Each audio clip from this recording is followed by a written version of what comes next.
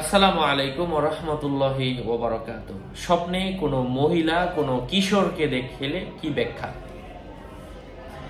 আমাদের অনেকের স্বপ্নে এমনগুলো আসে, তো এগুলোর ব্যাখ্যা আমরা জানি না।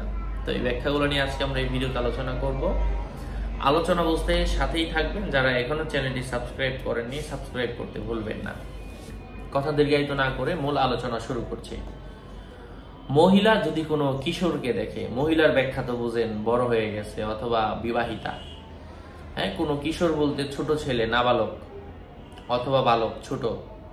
ওই কিশোরের রূপ সৌন্দর্য ও ভালো মন্দ হিসাবে কল্যাণ পাবে। ওই মহিলা যদি কিশোরকে দেখে, ওই কিশোর যদি সুন্দর হয়, কিশোরের রূপ সৌন্দর্য ভালো হয়, তাহলে এই ভালোর উপর নির্ভর করে ওই মহিলার জীবনে কল্যাণ আসবে। কারো মতে ওই মহিলা যদি স্বপ্নে কোনো মহিলা কোনো ছোট ছেলেকে সাবালক দেখে, মানে কোনো ছোট ছেলে বালক হয়ে গিয়েছে, তাহলে ওই মহিলার নিজের মৃত্যুর লক্ষণ। কারো মতে বাচ্চাদের মধ্যে কেউ নিজেকে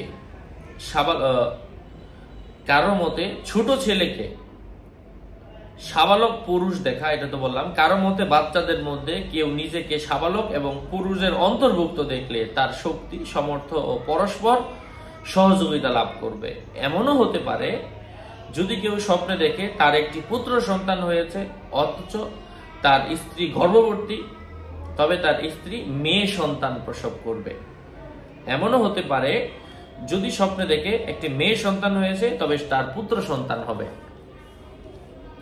মাঝে মধ্যে স্বপ্ন দেখার ব্যাপারে মানুষের স্বভাব ভিন্নমুখী হতে পারে।